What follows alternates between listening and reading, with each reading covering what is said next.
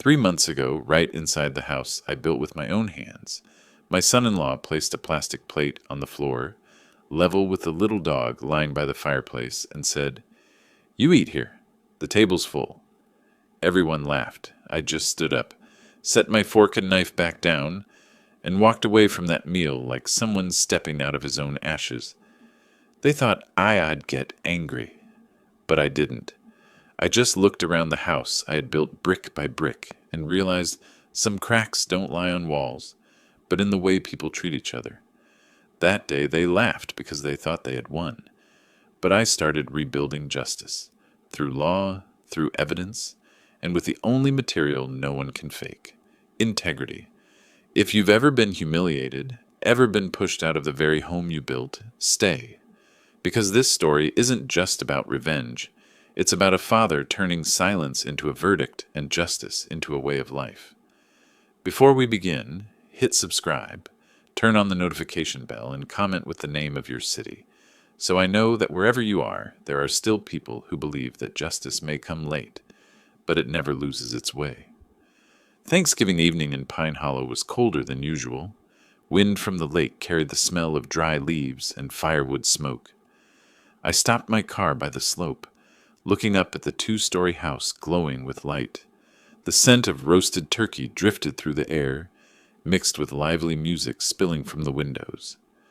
I held the glass dish of cranberry sauce, my late wife's old recipe, and took a deep breath before stepping onto the porch. Through the window, I saw my daughter, Elise, moving around the kitchen. 10 years ago, she would have run to hug me when she heard my car. Now she just glanced my way and quickly lowered her eyes to the tray in her hands, as if afraid of her own gaze. Inside were about 10 people, mostly her husband Martin's friends, young, loud, raising their glasses like it was a commercial shoot, not a family holiday. When I knocked, Martin opened the door.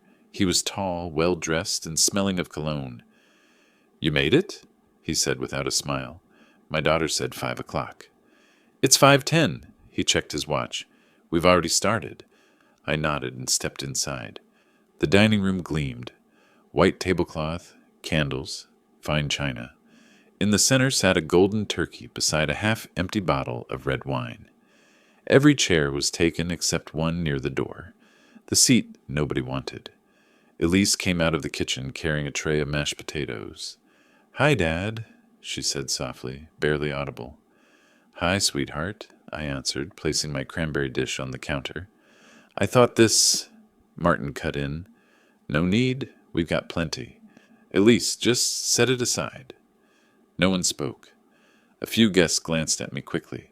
The kind of look you give someone who doesn't belong. I thought about leaving, but before I could, Martin said, "Actually, I have a spot for you." He went into the kitchen, opened a cabinet, and took out a cheap white plastic plate and a set of plastic cutlery, the kind used for outdoor parties. He walked across the room, bent down, and placed the plate on the floor near the door. "Here," he said, "this is your place." The room fell silent. Elise froze, her hands trembling. One young man tried to laugh, but the sound died immediately. Martin scooped some dry turkey, a spoonful of mashed potatoes, poured cold gravy on top, then straightened up. "You always said you weren't picky," he smiled. "This should be fine, right?" I looked at the plate on the floor. The light hit it, sharp against the dark hardwood I had laid myself 10 years ago. Elise wouldn't meet my eyes. Her shoulders shook, then stilled. I simply said, "Thank you. I won't be sitting." I picked up my coat and walked to the porch. Behind me came the sound of chairs moving, a relieved breath, small laughter returning. The dinner went on as if nothing had happened. I stood under the eaves, the cold wind slapping my face. The yellow light from the window spilled over the wooden steps where a red maple leaf had fallen. I got into my car and set the cranberry dish on the passenger seat. The clock read 5:48. As I drove down the hill, the music and laughter from the house still echoed behind me. I didn't look back. The road through Pine Hollow was dark. The lake shimmered faintly under the moon, wind whispering through the pines. When I reached my small house, I sat in the car for a while. engine running, hands on the wheel. On the kitchen table sat Helen's old mug, a small crack down the side, but I'd never thrown it away. I poured hot water into it and listened to the kettle whistle. I wasn't angry, just filled with a deep quiet, the kind that lets you hear your own thoughts. They'd turned my silence into their joke, forgetting that in any structure the foundation lies beneath the ground, and it's the unseen part that keeps the house standing. That night, looking out at the moonlit lake, I told myself, from now on I will no longer keep peace by letting others trample on my dignity. And so began the revenge of silence. That night I couldn't sleep. The wall clock ticked steadily, each sound reminding me I'd lost another minute staying silent, in humiliation. Outside, wind swept across Pine Hollow Lake, the water dark as a dusted mirror. I sat in the small kitchen with only the desk lamp on. Helen's old mug sat on the table, steam still rising, the yellow light reflected off the crack down its side, thin but deep, just like the fracture that had opened inside me. I opened my laptop. The glow lit up everything. Helen's smiling photo on the wall, stacks of old company files, neatly arranged bills from years past. I opened my bank account. Slowly scrolling, I went through every transaction. Numbers repeated month after month. Payments for Elise's home insurance, utilities, property tax, roof repair, furnace replacement, pool maintenance, all from my account. I couldn't remember when I started paying for them. Maybe right after Helen died, when Elise said, "We're just staying temporarily, Dad, so I can feel safe after Mom's gone." I believed her. I wanted to keep my daughter close, to hold on to what warmth was left of family. I said, "Just a few months," and it became 4 years. I opened the file cabinet, the smell of paper, pine wood, and dust. I pulled out folders marked 2019, 2020, 2021, and 2022. Inside was a photocopy of the promissory note Martin had signed, $85,000 notarized. I remembered him crying, saying he just needed startup capital for a marketing business, promising to repay in 6 months. I didn't want to embarrass him in front of my daughter, so I signed silently, with a father's heart, and with it, my own sentence. I picked up a pen and opened my notebook. First line, 4 years, 85,000, 48 months of property taxes, estimated 72,000. Total loss, 157,000. Cold numbers, but they steadied me. Truth, however cruel, is always clearer than lies. I opened another file, emails between Martin and me. One stood out. "Thank you, Dad. I'll pay you back soon, I promise." That email was 3.5 years old. Since then, only silence. I printed it and underlined the words, "I promise." Helen used to say, "Dean, don't judge people by what they say. Watch what they do." I nodded slightly as if she were still sitting somewhere in that room. I kept searching and found a thinner yellow folder. Inside was a copy of the deed for the Pine Ridge house, where Elise and Martin lived. Owner, Dean Hollister. I bought it 17 years ago to rent out. After Helen died, I let Elise move in rent-free. Only now did I realize. They lived in my house, ate dinner at my table, and gave me a plate on the floor. I sat still for more than an hour. Not from hesitation, but to let the pain run through me, until it dried and became logic. I couldn't win with anger, but I could win with paper, with signatures, with the law. I opened my browser and typed slowly. Virginia eviction law, tenant at will, no lease. Results appeared. The owner may issue a 30-day termination notice to occupants without a lease. If occupants refuse to leave, the owner may file an unlawful detainer action at the county court. I read carefully, noting 30 days, notice by certified mail, keep proof of service. Then I searched Virginia civil law, promissory note, statute of limitations. Filing limit, 5 years. Martin's note was dated August 12th, 2019. Still within time. Enough. I grabbed my phone, scrolled to Alicia Morton, an attorney who handled a property transfer for my company over 10 years ago. It was 12:47 a.m., but I called anyway. No answer. I left a message. Alicia, this is Dean. I need to see you urgently tomorrow morning. It's about the Pine Ridge house. Legal matter. I hung up and stood by the window. The house was silent. Snow had begun to fall, the first of the season. Under the moonlight, flakes drifted slowly, soft as paper ash. I thought of Helen and her words. If one day someone mistakes your kindness for obligation, let the law teach them how to be human again. I smiled faintly, not with joy, but with clarity. On the table, the files lay open, papers stacked neatly like bricks of a wall about to rise. I placed them in a folder labeled Pine Ridge, Martin Baird. Before shutting down, I opened Helen's photo, the one taken by this lake in 2005, and whispered, I've been silent long enough, Helen. Now it's Justice's turn to speak. I turned off the light. Only moonlight slipped through the curtains, falling across the cracked mug. Along that crack, I saw a thin line of brightness, not hope, but resolve. Tomorrow I will meet the lawyer, and from that moment on, every dollar I'd ever spent would become a weapon. The morning after that night, the Virginia sky was clear as glass. The first sunlight hit Pine Hollow Lake, making the ripples glimmer like molten steel. I brewed coffee, buttoned my shirt, and stacked the folder marked with yellow tabs. They were no longer memories. They were evidence.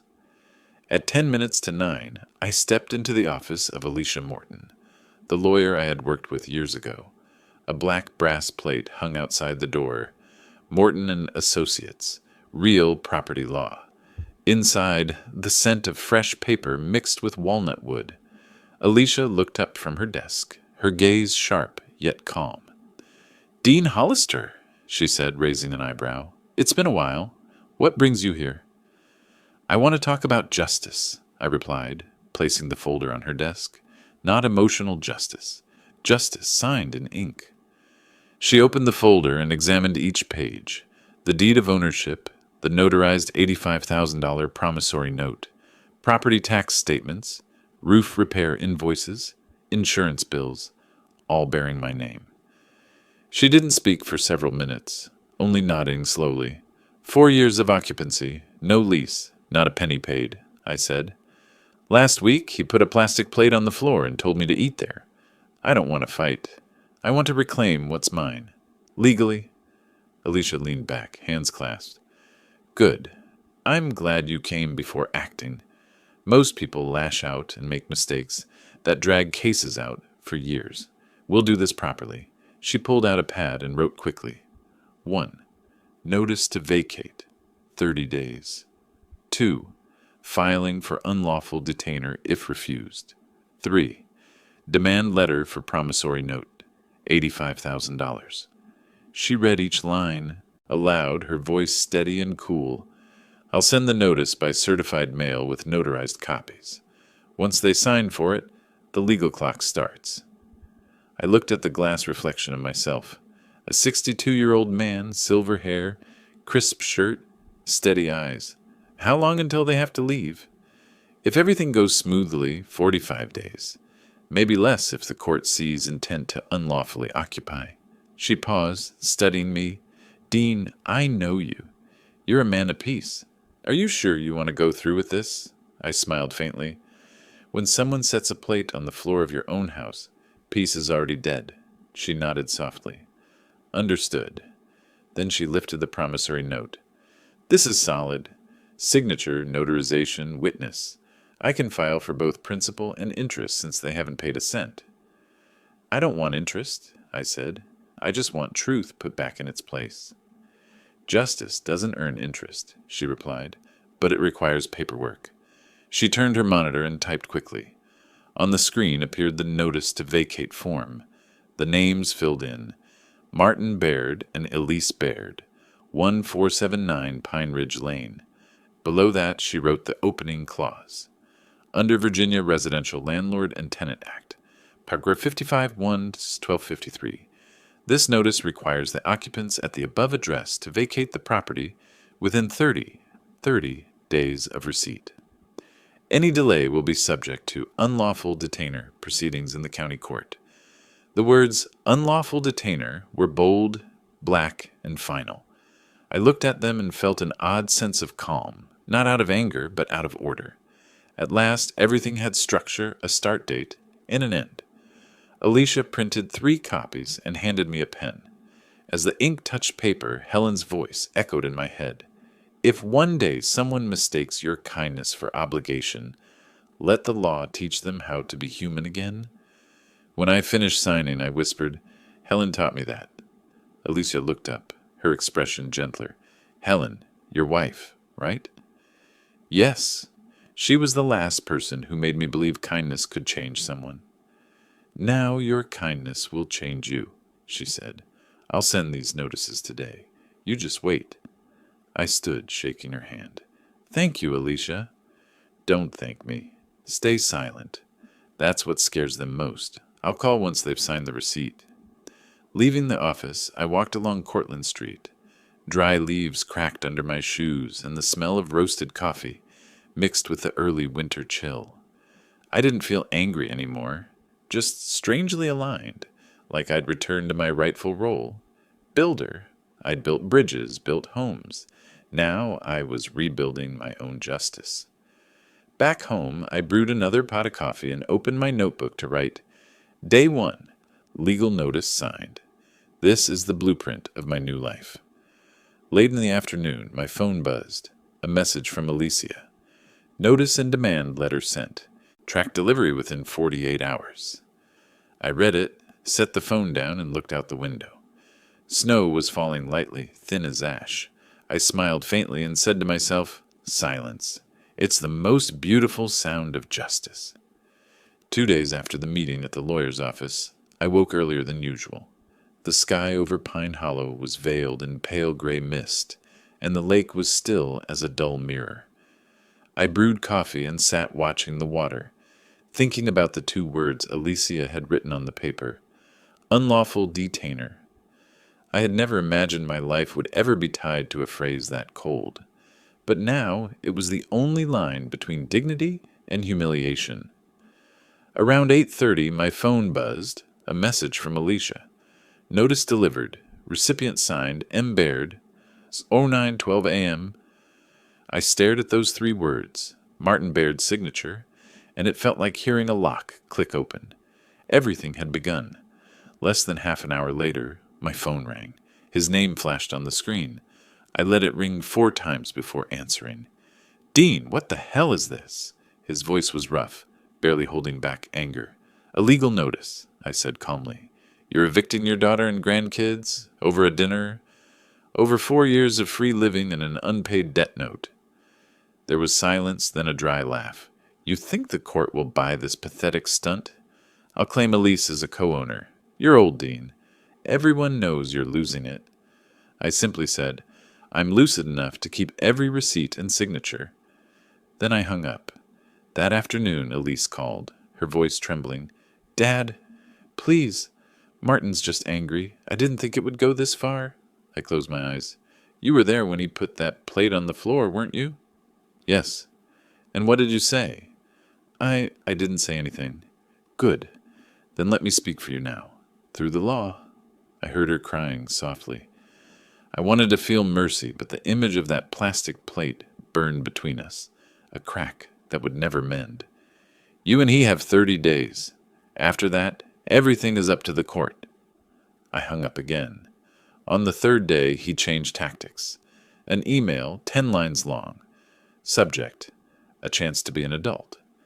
Dean, I want to settle this man to man. You once told me family matters more than money. Now you're proving the opposite. If you withdraw the filing, I'll consider repaying part of the startup loan. Otherwise, I have other ways to tell this story. I finished reading, saved it, and didn't reply. That evening, as I expected, his other way appeared. A Facebook post. A photo of Elise standing in front of the house, captioned, My father is kicking his own daughter out in the middle of winter. Below it were hundreds of comments. Cruel old man, he's senile, doesn't deserve to be a father. I stared at the screen, neither commenting nor reacting, just as Alicia had said. Silence is a weapon. Don't let them control the stage.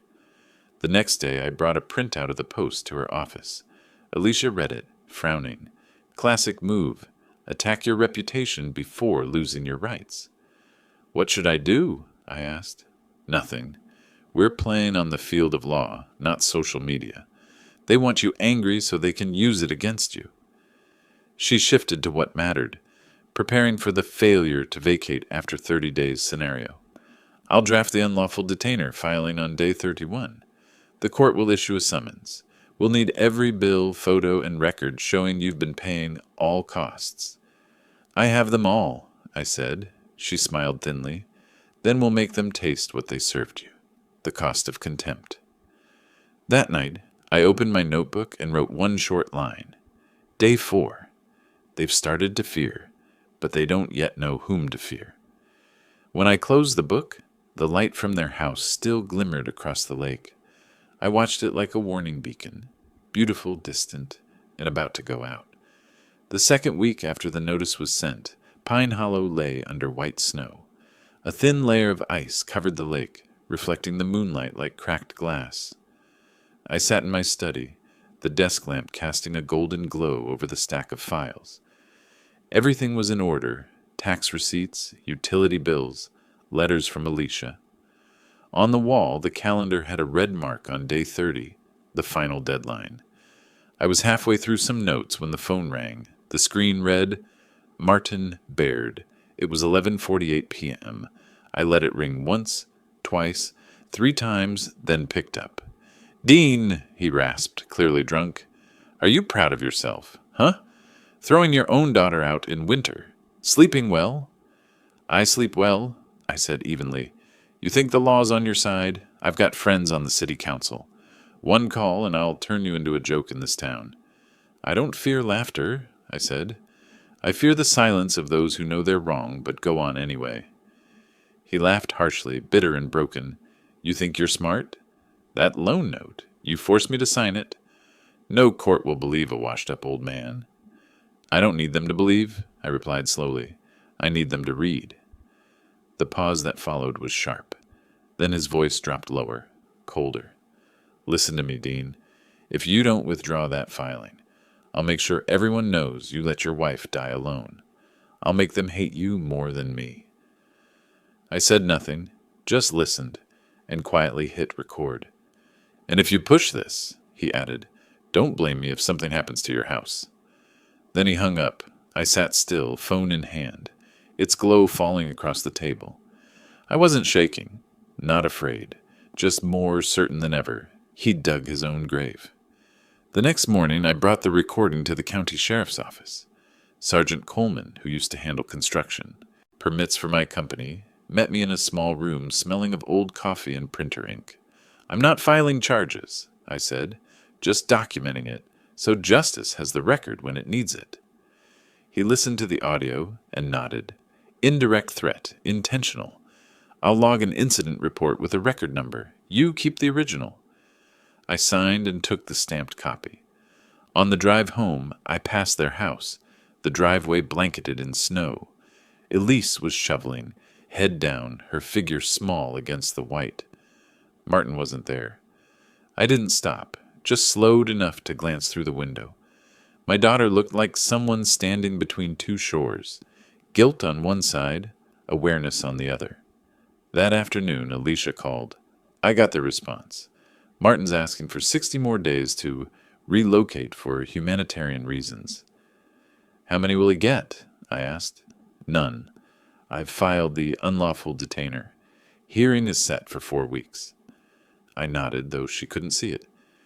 Dean, Alicia said, you're remarkably calm. I've built bridges in high winds, I replied. Lose focus there, and the whole structure falls. Life works the same way. That evening, I opened my notebook and wrote, Day 14, he threatened. The police heard. Now he'll hear himself, in court. Outside, the wind howled through the pines. I poured coffee and stood by the window. The light from their house was gone. Only a faint reflection shimmered on the frozen lake, like the half-open eye of a beast waiting for its prey. I knew this silence wouldn't last, but within it, justice was growing, like a crack in ice, starting as a thin line, spreading until the whole surface breaks. Monday, January 14th. The snow melted slowly, leaving the road wet and muddy. I drove to the Fairfax County Courthouse, the red brick building familiar to someone like me who used to do construction. On the second floor was the courtroom for unlawful detainer cases, the place that decides who has the right to occupy a home. From now on, that was to be my battlefield. Attorney Alicia Morton was waiting in the lobby, wearing a long gray coat and holding a file labeled Hollister v. Baird. "Ready, Dean?" she asked. "I have 30 years of preparation to understand that everything can be lost, except the truth," I answered. She gave a small smile, the kind of smile someone gives who knows they are on the right path. "Are they here?" I asked. "Yes." Martin came with Elise, and a young lawyer who looks fresh out of school. "Cheap lawyer means they're running out of money," I said. The courtroom door opened. The clerk called out, "Case number 234718, Hollister versus Baird." I walked in. Martin was already seated in the defendant's row, his suit wrinkled, tie askew, forcing a smile. Elise sat beside him, hands clasped, eyes downcast. As I passed, she glanced up with a trembling look, then lowered her head. I did not hate her. I only felt sorrow for how loyalty sometimes turns people mute. Judge Rebecca Halston, a woman of around 50, entered. Her gavel struck once, short and cold. "Proceed," she said. Alicia stood and opened the file, her voice steady. "Your Honor, my client, Mr. Dean Hollister, is the sole owner of the property at 1479 Pine Ridge Lane. The defendants, Mr. and Mrs. Martin Baird, have occupied that property for over 4 years without a lease, have not paid any rent, and are currently unlawfully occupying the premises."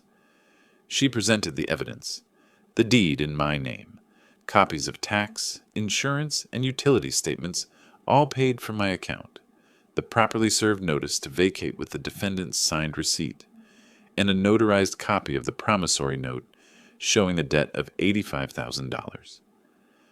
Alicia spoke slowly and precisely, as if laying down bricks.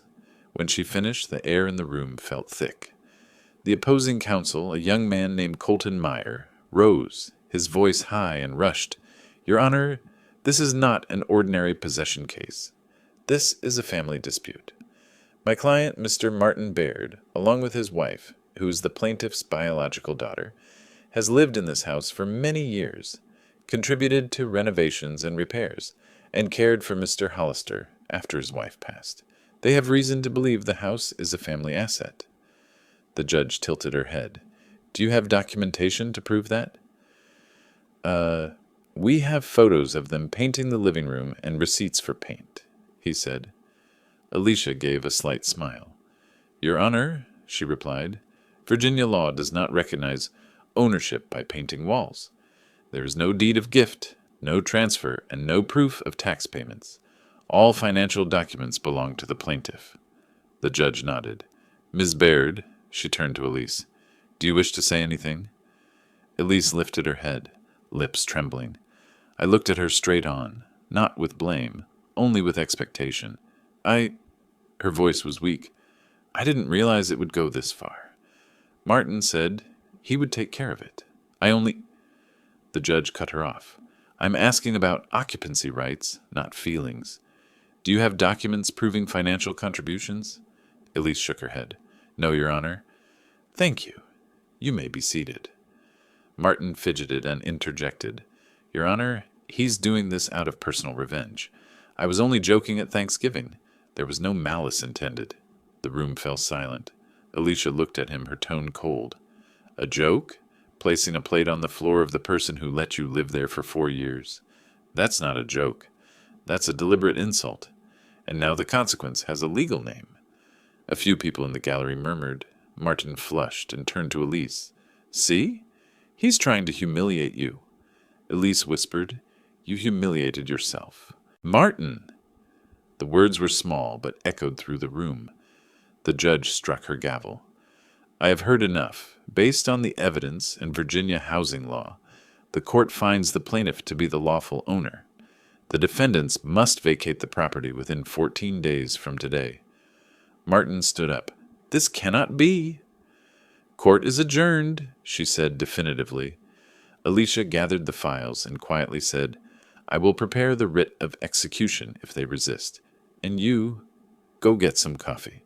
You just won by staying silent. I nodded. As we left the courtroom, Elise ran after me and grabbed my hand. Dad, I'm sorry. I stopped. You don't owe me apologies. Just owe the truth once, and today you paid it. She began to cry. I placed a hand on her shoulder lightly. Live the rest of your life by your own hands. No one can make you kneel again unless you allow it. Martin stood apart, watching, eyes flashing with anger. He threw a parting line. You won, old man, but I'm not done yet. I turned to him. No, Martin, you lost. You just haven't read the sentence your conscience wrote. Outside the courthouse, fine snow fell like dust. I walked slowly down the steps, each flake landing on my coat, cold and weightless. In the distance, the lake remained frozen, but the water beneath the ice had begun to move. I understood. Justice is the same. It can be frozen for a time, but it will melt when the season comes. That evening I wrote in my notebook, Day 31, the court has ruled. They have 14 days. But I know, with men like him, destruction does not come from a court order, but from greed itself. Day 10 after the verdict. The sky over Pine Hollow was gray and heavy, like a cloth draped over the whole town. I was fixing the upstairs window when the phone buzzed. The screen showed Harriet Cole, my neighbor of over 30 years. Dean, her voice trembled. Do you know Martin rented a moving truck? I don't, I answered, feeling a chill run down my neck. Are they leaving early? No, something's off. They're loading furniture, tables, cabinets, tools. I saw your oak table, the one with H&H carved under the leg. I froze for a few seconds. That table. Helen and I built it in 1993 from northern red oak. No mistake. I called the police, Harriet said, but they need the property owner to confirm. I'll be there. I grabbed my coat and keys, and for the first time in months, I truly ran. Not the rushed kind of anger, but the run of a man who senses something terrible is about to happen. Snow slapped my legs, wind sliced my ears, every step heavy with the weight of all the years I'd spent swallowing my pride. I jumped into the car, the heater still cold, my hands shaking as I turned the key. Tires skidded over thin ice. The engine roared up Pine Ridge Hill. My heart pounded, but my mind was clear. I wasn't thinking of Martin or Elise. I was thinking of Helen and that oak table we had sanded bare-handed in the small workshop behind the house. The table, Harriet said, now sat on the back of his truck. As I turned the final corner, their roof came into view. A white moving truck stood in the yard, brake lights blinking red through the snow. 2 young men hauled boxes, their breath fogging. Martin stood on the porch, cigarette between his lips, clipboard in hand. When I stopped, the tires crunched on the gravel. He looked up and smirked. Oh, you're early, he said, calm, like a man caught but pretending control. What are you doing, Martin? I asked, stepping out. Helping my wife move out, per court order. They're moving my things. Anything in the house belongs to those who live in it, he said, exhaling smoke. That's the law, old man. I heard every word and my chest burned. Blood pulsed at my temples and my hand clenched the keys so tight the metal edges bit into my skin. But I didn't explode. I drew a slow breath, letting the cold slice my throat.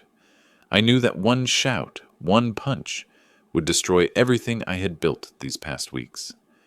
I had learned that anger blurs ink on paper, but silence turns it into a weapon.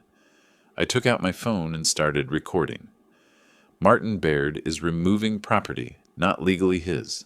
Would you like to say anything on camera? He paused, then sneered. Go ahead. You think the cops care about an old table? No, but they care about theft caught on video. I dialed 911, my voice steady. This is Dean Hollister, owner of the property at 1479 Pine Ridge Lane. There has been unauthorized removal of my personal belongings. I'm recording it. Martin's smirk faded. You're making this a big deal, he said through gritted teeth. No, I'm making it the right deal. Within 10 minutes, a patrol car arrived. 2 officers stepped out, one of them Sergeant Coleman, the same man who'd taken my threat recording the week before. We meet again, Mr. Hollister, he said, serious. I nodded. I have proof. I handed him the phone, the video still rolling, Martin standing beside the truck saying, It's all mine. Coleman turned to him. Mr. Baird, do you have receipts or proof of ownership? Martin looked around, trying to compose himself. We lived here. I thought, not enough? Coleman cut in. You're suspected of unlawful removal of property. I'll take statements, and everything in the truck stays put until the investigation is complete. Elise appeared then, scarf around her neck, eyes red. Martin, stop, she said softly. Can't you see you've already lost? Martin spun, voice sharp. Shut up, Elise. Without me, you have nothing. I didn't speak. I didn't need to. For the first time, my daughter chose to. The officers logged the report. The movers returned each item, one by one. When they carried the oak table, I placed my hand on its surface. The wood was cold but smooth, still smelling faintly of varnish and dust. Under my palm, Helen was still there. Coleman handed me a copy of the incident report, case number 24-1192, suspicious removal of personal property, under investigation. He said quietly, Stay silent. Don't respond publicly. Everything you need, we've got it. When the patrol car drove off, Martin stood motionless, his face pale and furious. I'll sue you for defamation, for trespassing. You don't need to threaten, I said. The law is already speaking for me. I turned and walked back to my car. Snow was falling lightly. Behind me, I heard Elise sob, a door slam, and Martin curse. That night, I sat by the fireplace, watching the flames flicker against the wooden walls. On the table lay the report, the recording, and the video stored on my hard drive. Everything was still, but I knew this silence had shape, sound, and would echo in the next courtroom. I opened my notebook and wrote, Day 40. He stole. I don't need revenge. I just need to press play. Outside, Pine Hollow Lake froze under another layer of ice. Ice can grow thick, but the water beneath still moves. Just like justice. Quiet at times, but never still. 2 days after the truck incident, I sat in the living room with the fires still glowing. Outside the window, Pine Hollow Lake lay like a sheet of frozen glass. Everything seemed calm, but I knew ice is quiet only before it cracks. That morning, Alicia Morton called. Her voice was calm, but harder than usual. Dean, do you remember the roof repair invoices from last year? I remember. I paid them all myself. Right. But here's something.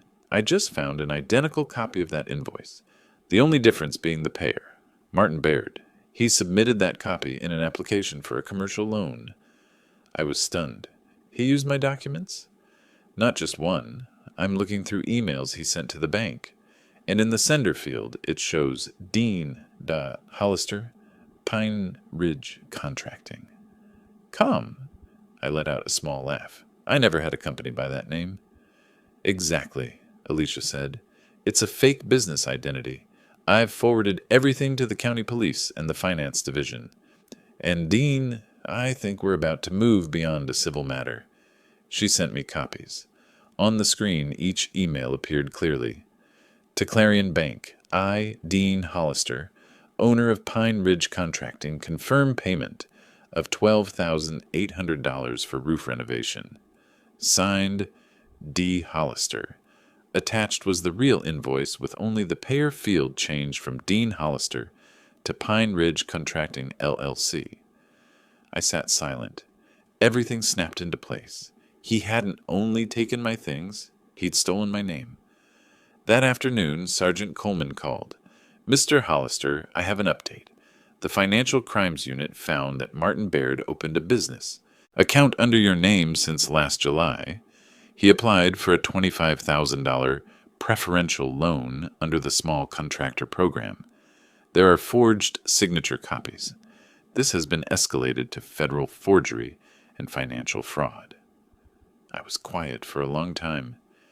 "Do you need me to do anything?"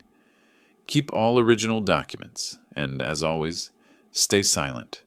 They'll come to take formal testimony within 48 hours. That evening I sat in my office. On the table, the laptop screen glowed over 3 folders: property tax, roof receipts, and bank snapshots. The blue light reflected on Helen's picture frame. I murmured to her, as if speaking to myself, "I no longer need to shout. The truth has started to speak." The next morning, 2 financial agents came to the house. One introduced himself. "Agent Whitman, Federal Fraud Unit." They asked to review all the files Alicia had sent and the truck video.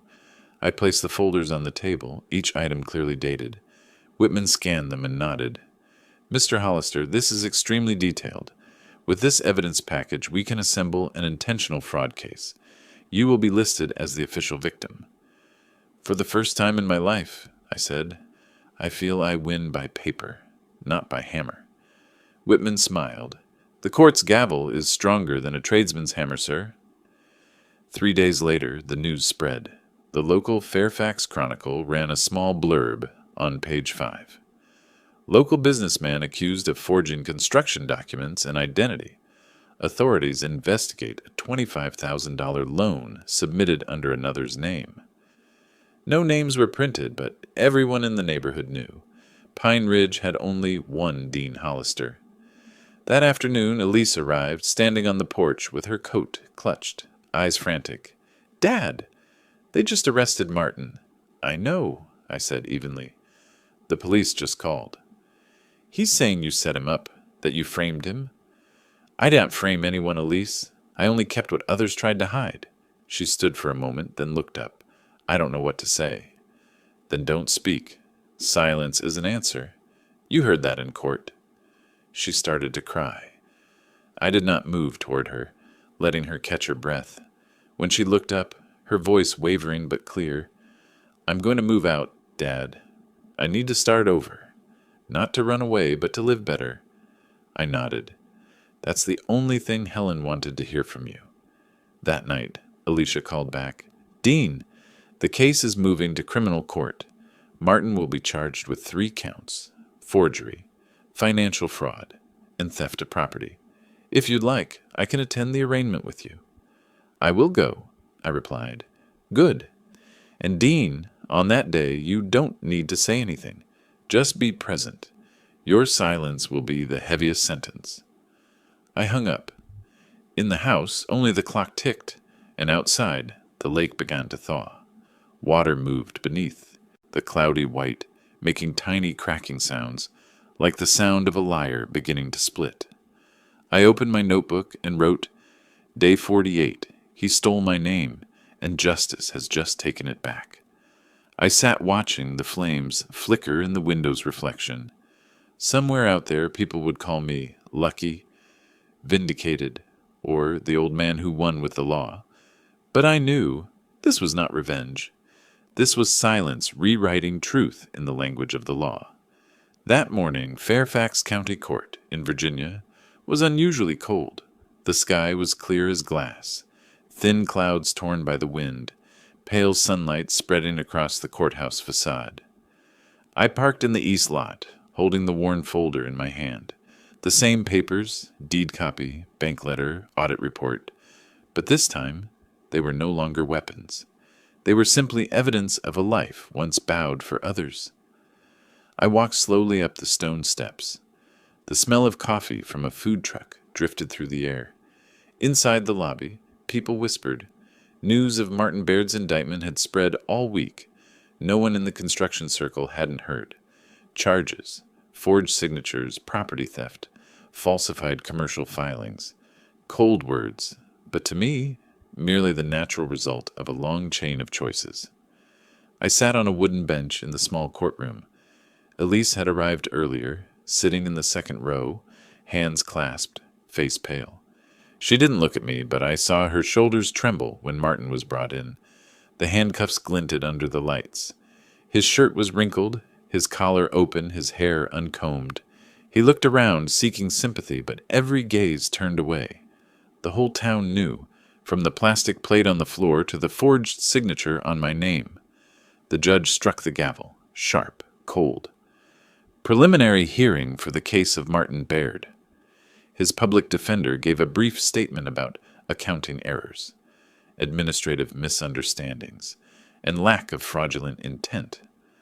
I looked at the clock. Each passing second felt molten. Then came the prosecutor, her tone firm and clear.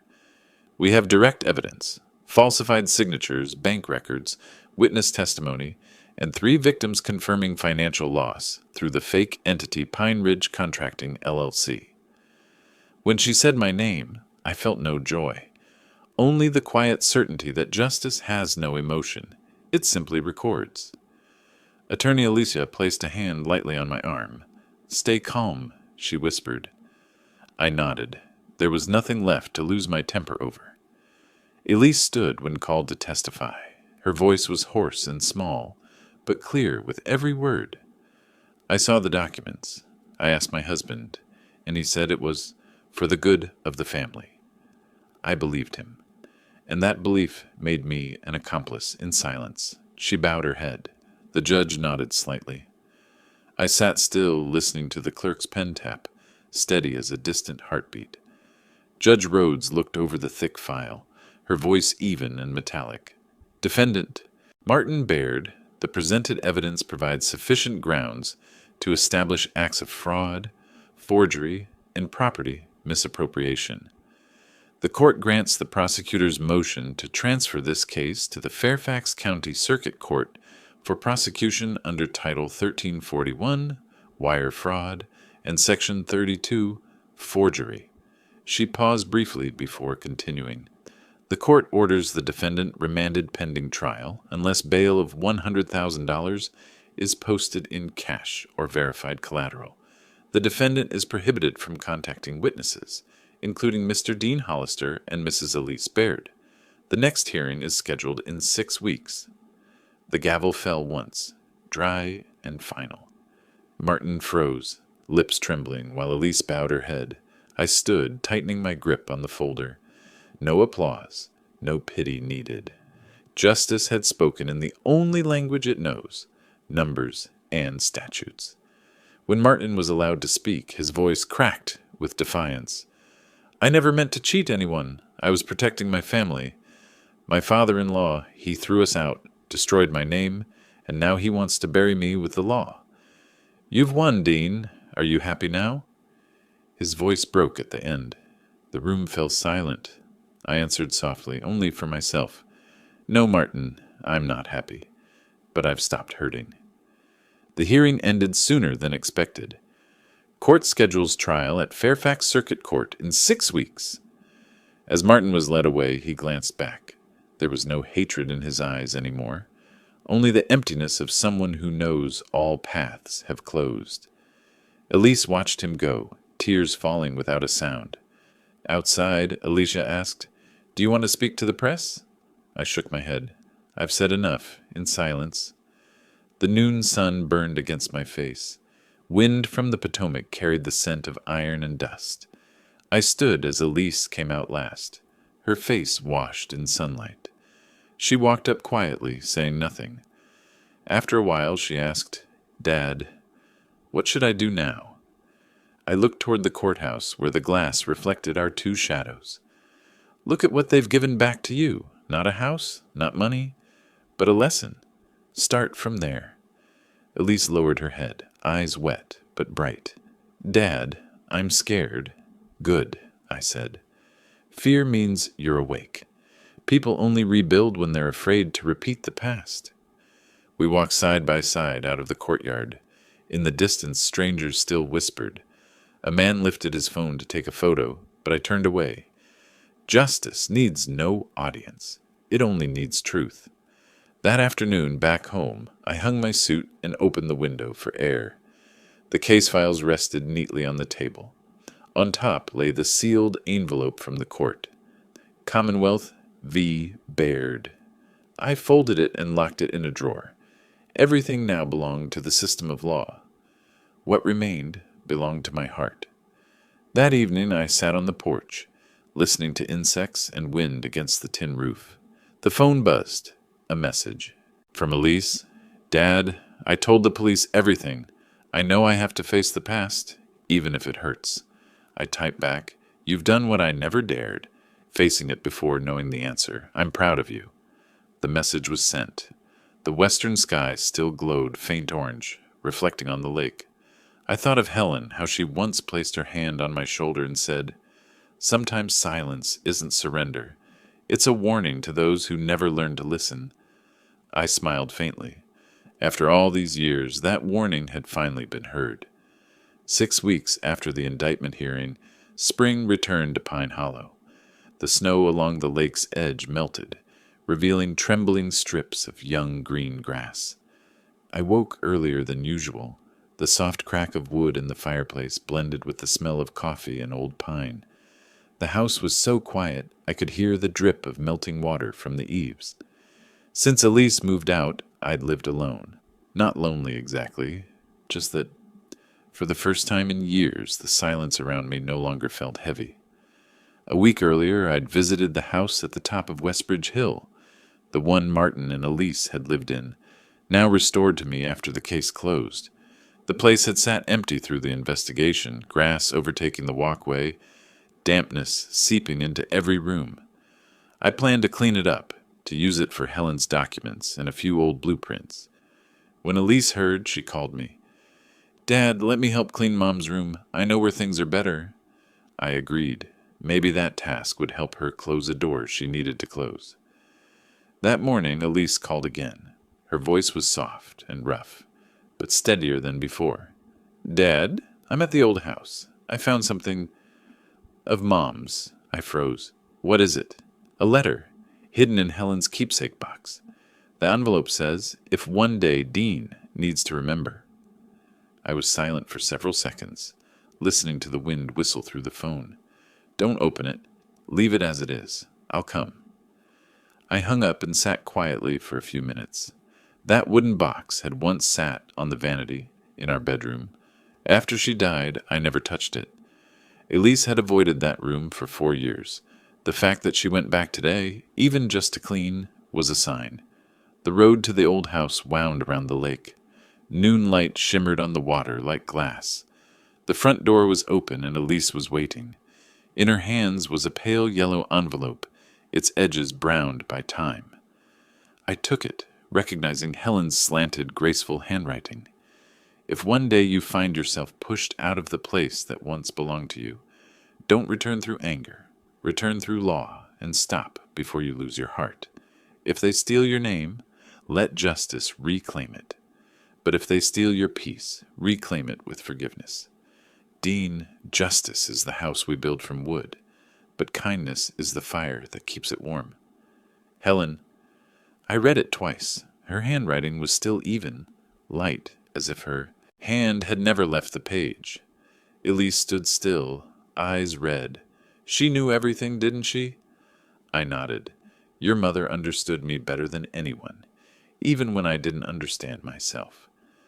We sat by the window, looking over the lake. Elise spoke slowly.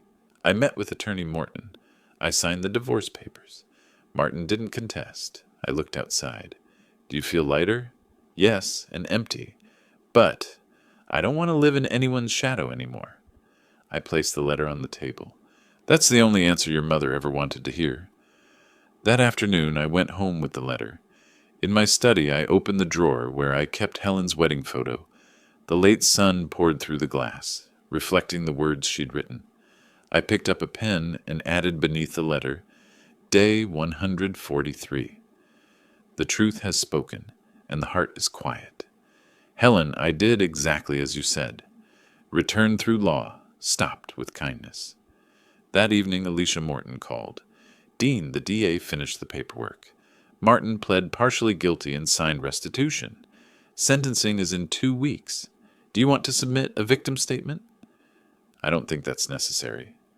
You're sure? I don't need anything more. They've taken enough and returned enough. She was silent for a few seconds. Helen would be proud of you. I looked through the window. The sky was turning slowly violet. On the lake, ripples widened from the wind's touch. In the reflection, I saw my own face. Older, but lighter, I whispered, "You were right, Helen. The house stands strong. Now I just have to keep it warm." As night fell, I placed the letter in the wooden drawer beside our wedding photo. When I closed it, the fire popped in the hearth, the sound of wood expanding in heat, alive, breathing. Outside, Pine Hollow, lake shimmered in silver moonlight. The last sheets of ice had melted. The water flowed again, gentle and quiet, as if winter had never been there at all. 2 weeks later, I received the court notice. The sentencing would take place on Tuesday morning in Courtroom 4, Travis County. I hadn't planned to attend, but when the sunlight first touched the surface of Pine Hollow Lake, I knew I needed to witness it. Not to see Martin fall, but to close the final chapter of a winter that had lasted too long. The courthouse that morning was cold and nearly empty. When I entered, Martin was already seated at the defendant's bench. No suit, no arrogant smile, just a tired, hollow man. Elise sat in the back row, not crying, clutching her mother's old handkerchief. Attorney Morton motioned for me to sit. Judge Rhodes entered, white light glinting off her hair. "Martin Baird," she began, "you have pled guilty to 3 charges: falsifying records, property misappropriation, and financial fraud. The court acknowledges your cooperation and restitution agreement, but your actions cause significant harm to the victim and the community." She paused, eyes fixed on him. "Therefore, the court sentences you to 3 years in state prison, followed by 2 years of probation, and orders full restitution to Mr. Dean Hollister. The no-contact order with the victim's family remains in effect." The gavel struck, dry, final. Martin lowered his head. No applause, no sighs, only the rustle of papers and the steady footsteps of the officers escorting him away. When he turned back, his eyes held no hatred, only recognition. I nodded once, not out of triumph, but release. Outside the courthouse, Elise came to me. "Dad," she said, "thank you." I shook my head. "Thank your mother. Her letter did what I never could." Elise looked up, sunlight catching in her eyes. "What will you do with the Westbridge house?" "I'll restore it," I said. "Not to sell or rent.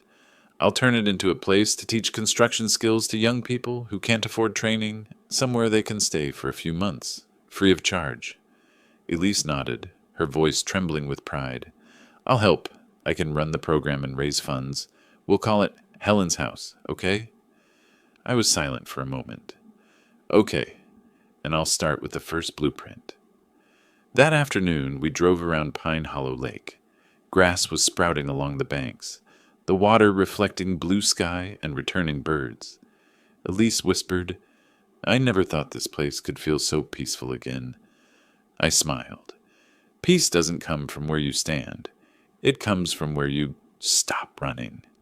That evening, back home, I took Helen's letter out once more. Firelight flickered across her handwriting. Beside it lay the sketch I had drawn. A small wooden house with a sloped roof. A sign out front reading Helen's House. Vocational Center. From the kitchen came Elise's voice, the sound of a kettle whistling, the scent of jasmine tea spreading through the air. That sound reminded me of Helen, of the evenings she laughed while I fussed over blueprints. I said softly, "You see, Helen? The house finally has laughter again." Outside, spring wind brushed through the lakeside trees, carrying the smell of damp earth and new grass. Moonlight shimmered on the water, reflecting everything that had been humiliation, justice, and forgiveness. I opened my old notebook and wrote the final entry, Day 168. They have returned the house, justice, and peace. But the most valuable things is what Helen left behind, kindness that never loses its worth. I closed the notebook and set it beside her photograph. Through the window, the porch light glowed gently, warm as breath. I sat still, listening to the wind and the water, feeling only one thing. Everything had come back to where it belonged. Some losses seem beyond repair until we learn that what matters most is not what we keep, but how we rise without losing the good in ourselves. I chose silence over resentment, law over hatred, forgiveness over bitterness, and that choice, slow, calm, returned to me what no verdict could grant: peace. If you are walking through unfair days, remember that justice does not need noise. It only needs resolve not to lose yourself while seeking the truth. Believe that no matter how the world changes, kindness remains the strongest foundation on which any house can be built. Let your silence be the voice of wisdom, and your compassion the gentlest sentence those who betrayed you must face. Because in the end, justice is not only law, it is how we live.